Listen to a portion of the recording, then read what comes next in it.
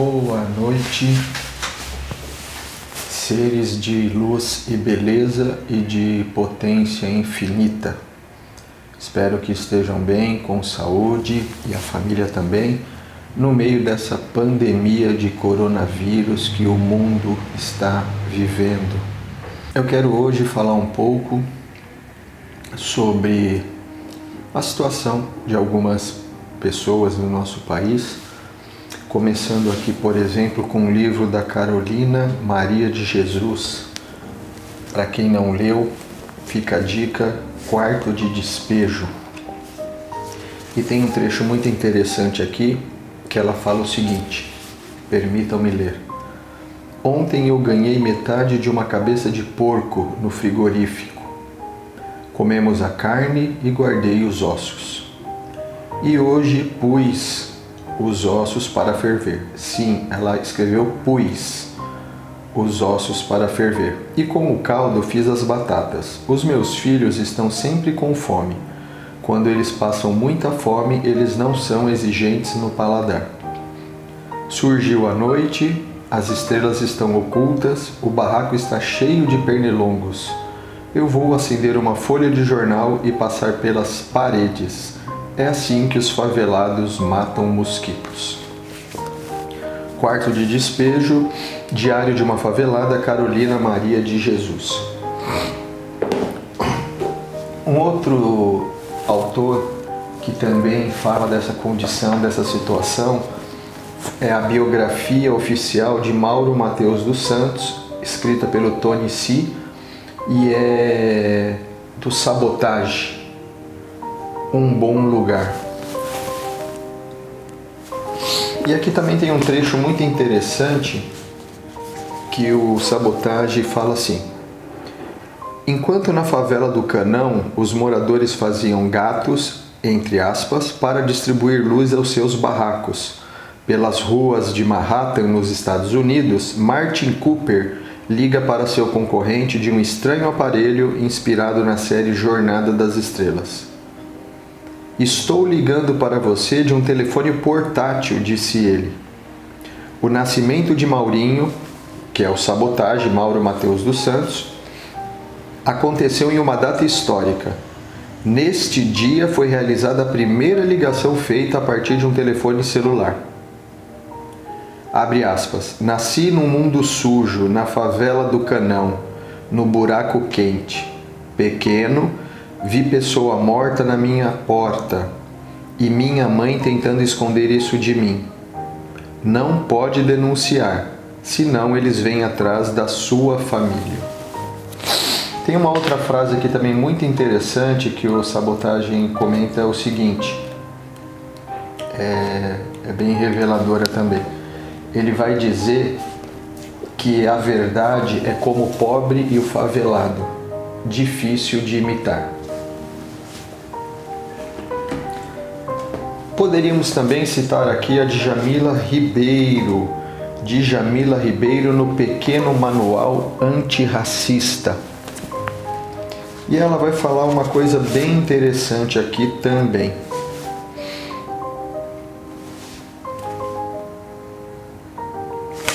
Ela vai dizer um aspecto que aconteceu em 2015. Ela diz assim: em 2015, um homem negro teve sua condenação a 4 anos e 11 meses de prisão pelo tráfico de 0,02 grama de maconha, mantida pelo Superior Tribunal de Justiça. Vou repetir a quantidade: 0,02 gramas de maconha. Ele já havia sido julgado por um juiz de primeira instância e pelo Tribunal de Justiça de Minas Gerais. O exemplo é ilustrativo da produção em massa de uma população carcerária condenada por quantidades muito pequenas de substâncias ilícitas. Estão presos, na verdade, por sua cor. A Sueli Carneiro, no livro Racismo, Sexismo e Desigualdade no Brasil, também tem uma passagem aqui bem interessante. Segundo dados divulgados pelo Ministério do Trabalho e pelo Ministério da Justiça, na publicação Brasil, Gênero e Raça, as mulheres negras ocupadas em atividades manuais perfazem um total de 79,4%. Dessas 79,4% que trabalham com atividades manuais, 51% estão alocadas no emprego doméstico. 28,4% são lavadeiras, passadeiras, cozinheiras ou serventes. E, para ficar aqui em mais um exemplo, poderia citar aqui também Abdias Nascimento, né? O genocídio do negro no Brasil. Poderíamos citar aqui Milton Santos e o Brasil. Ficar em último exemplo aqui, para não ficar cansativo também, no livro dos Racionais MCs da Companhia das Letras, Sobrevivendo no Inferno, tem uma parte da letra que se chama, da música, que se chama Tô Ouvindo Alguém Me Chamar, que é do Mano Brown, e ele diz o seguinte: lembro que um dia o Guina me falou que não sabia bem o que era amor.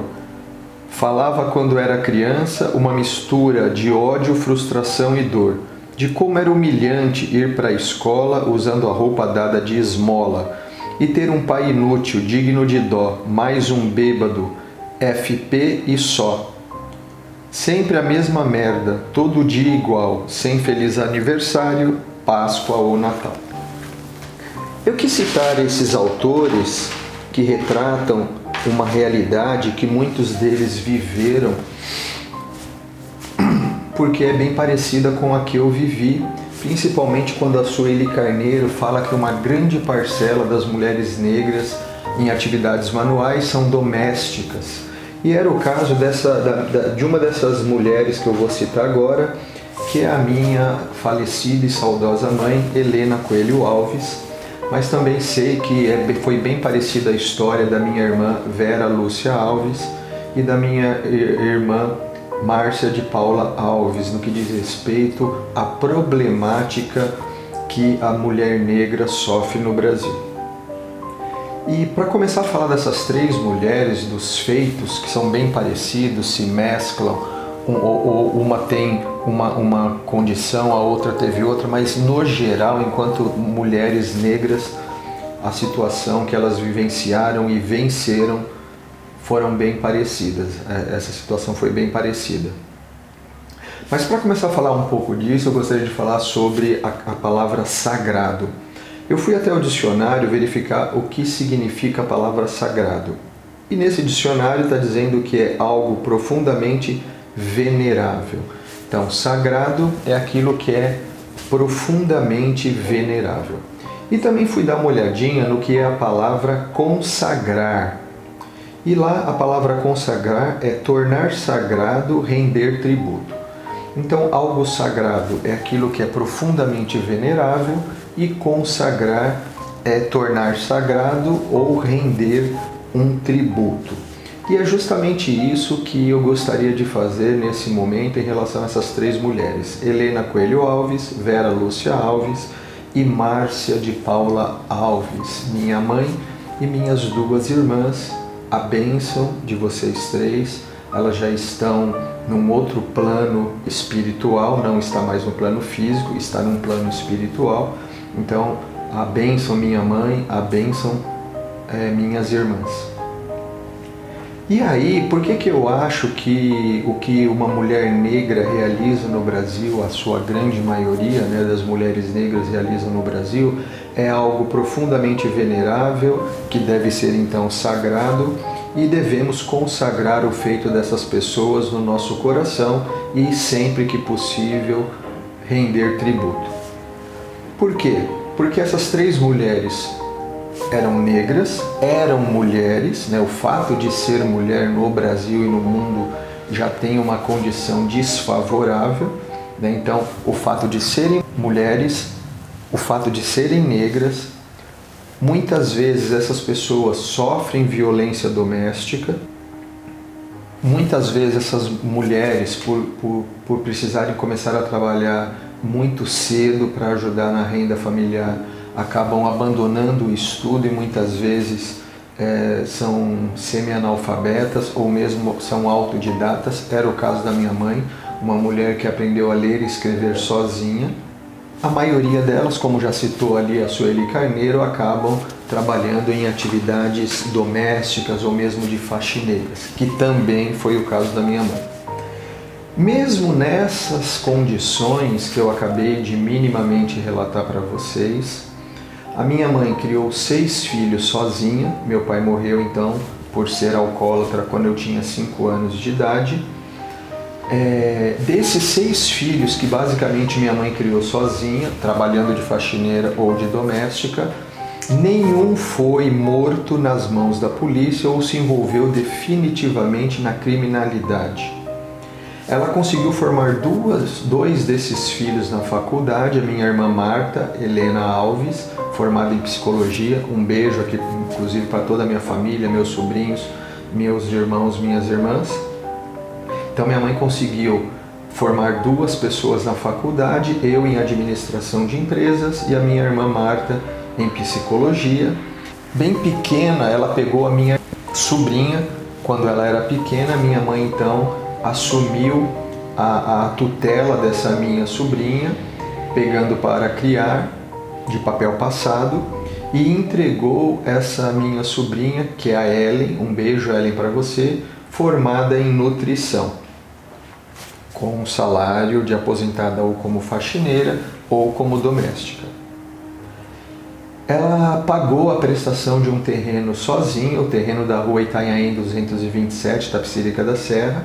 Caso contrário, meu pai muito provavelmente teria vendido e talvez gasto o dinheiro aí muito provavelmente em bebida.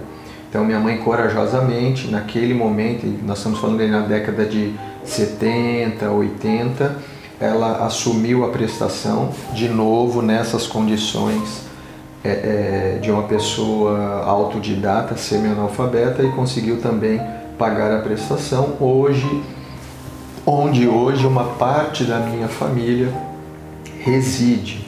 A minha irmã Neiva, meu irmão Sérgio e algumas outras pessoas residem nesse terreno, não precisando então pagar aluguel. E construiu uma das casas nesse terreno com as próprias mãos, literalmente com as próprias mãos. A minha mãe então terminou a construção dessa casa, sentando tijolos, rebocando o teto, pintando paredes, conseguiu esse feito. Então, por esse conjunto da obra, daquilo que a minha mãe, junto com as minhas outras 2 irmãs, que também tem uma história paralela de vitória parecida com isso, então, em função do conjunto da obra, da realização dessas pessoas, que eu acredito que esses feitos se tornam sagrados, algo profundamente venerável conforme o dicionário. E além disso, eu faço uma sugestão de que, além de reconhecer como algo sagrado, profundamente venerável, admirável, que nós possamos consagrar no nosso coração o feito dessas pessoas. Aqui eu estou falando da minha mãe, das minhas 2 irmãs, mas eu tenho certeza que você que está assistindo a esse vídeo, é só olhar para o seu lado e tem dentro da sua família, se não os próprios pais, tenho certeza que você vai identificar na sua família pessoas que têm esse tipo de histórico de luta, de batalha e de vitória. Em função disso, uma vez que reconhecemos como sagrado o feito e a realização dessas pessoas e possamos fazer essa consagração no nosso coração, na nossa mente, nas nossas ações, eu gostaria de trazer aqui uma reflexão. Quando você está falando de algo sagrado ou está num ambiente que possa ser considerado sagrado e consagrado no seu coração, de render tributos e tornar sagrado, como é o nosso comportamento? Então, se você tem na sua família feitos de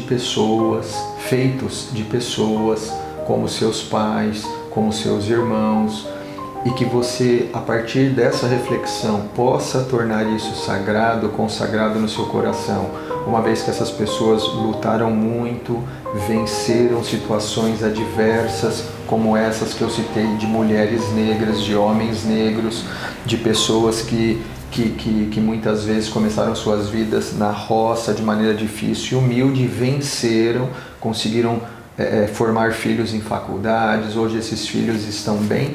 Então, se você acredita que isso de alguma maneira pode ser considerado sagrado e consagrar isso no seu coração, ao estar falando ou no ambiente onde essas pessoas frequentaram, aquilo que essas pessoas construíram com o seu suor, com a sua dedicação, com as suas lágrimas, como deveria ser o nosso comportamento? Então, por exemplo, minha mãe construiu então uma casa nesse terreno e com muito sacrifício e luta e suor e lágrimas conseguiu pagar, e hoje os meus irmãos podem usufruir desse patrimônio. Como deveria então ser a nossa atitude, a nossa ação, o nosso pensamento em um espaço onde essas pessoas que lutaram, derramaram sangue e suor, foram consagradas? Deveria ser um ambiente, um pensamento de pessoas pacíficas, de pessoas que zelam por aquilo que essas pessoas construíram, uma vez que elas já se foram.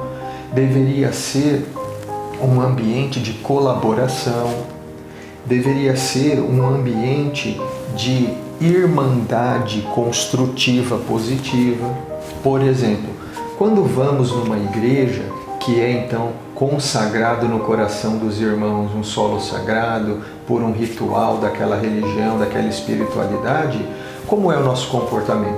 Não é um comportamento de grito, não é um comportamento de agressão, não é um comportamento de individualismo. Não é nada disso. É um comportamento onde as pessoas tentam e procuram se elevar, sendo esse o próprio objetivo do espaço físico, por exemplo, chamado igreja, por exemplo, chamado templo, por exemplo, chamado comunidade. Então, é essa reflexão que eu gostaria de trazer. Quando da próxima vez, você que está me escutando, que tem uma história parecida, de mulheres negras ou de pessoas simples, que na luta do dia a dia, derramando suor, lágrimas, conseguiram construir, seja um patrimônio, seja uma reputação e daí por diante, que quando você pisasse nesse espaço novamente, você tentasse e conseguisse consagrar no seu coração, através dos seus pensamentos, palavras e ações, que esse local é sagrado. E num ambiente, num local sagrado, qual deve ser ou deveria ser o nosso comportamento? Então fica aí a reflexão, que da próxima vez que você tocar a parede que o seu pai construiu com a mão dele, você pisar num patrimônio que o seu pai com luta, sangue e suor conseguiu e deixou para você, que você lembrasse que esse ambiente é sagrado e se comportasse minimamente, a título de sugestão, de forma a estar num ambiente sagrado e honrar a memória do que essas pessoas construíram com sangue, suor e lágrimas.